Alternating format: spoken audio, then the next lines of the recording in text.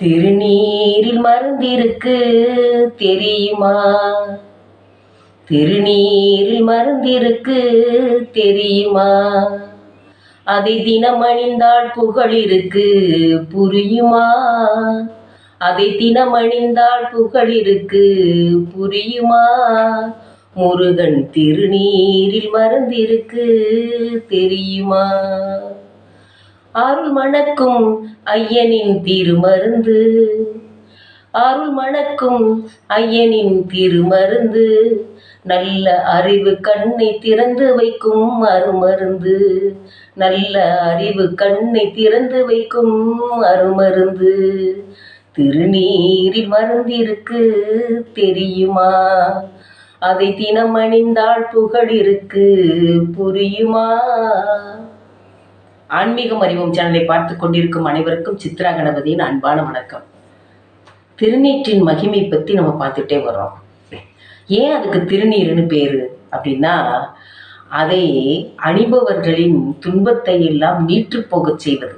அதனாலதான் அதுக்கு திருநீர்னு பேரு. இது எங்கிருந்து தயாரிக்கப்படுதுன்னா, பசுவின் மலமாகிய சாணத்தை எரித்து அதிலிருந்து அந்த திருநீர் தயாரிக்கப்படுகிறது.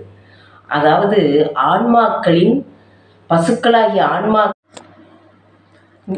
நீற்றை நாம் எப்படி அதை பயன்படுத்தலாம்னா, அதற்கு என்ன பலன் அப்படின்னு பார்த்துட்டே வந்தோம். இந்த நவச்சாரம் பூசக்கூடிய அந்த ஈயம் பூசக்கூடிய பாத்திரங்களில் சாணத்தை கரைச்சி வச்சா நச்சுத்தன்மை எடுத்துரும். அது மாதிரி அவரை செடிகளில் பூச்சி வந்துச்சுன்னா சாணத்தை தெளிப்பாங்க.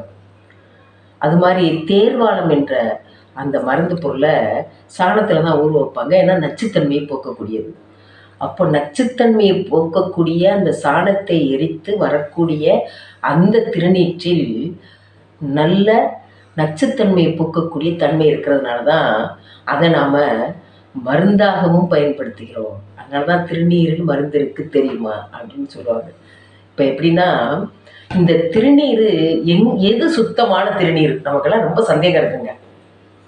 அதாவது கோமடங்களிலே இயற்கையான உணவு கொடுக்கப்பட்டு அந்த பசுக்களிலிருந்து வரக்கூடிய அந்த சாணங்களை எரித்து அதிலிருந்து தயாரிக்கப்படுற அந்த திருநீர் தான் சுத்தமான திருநீர்.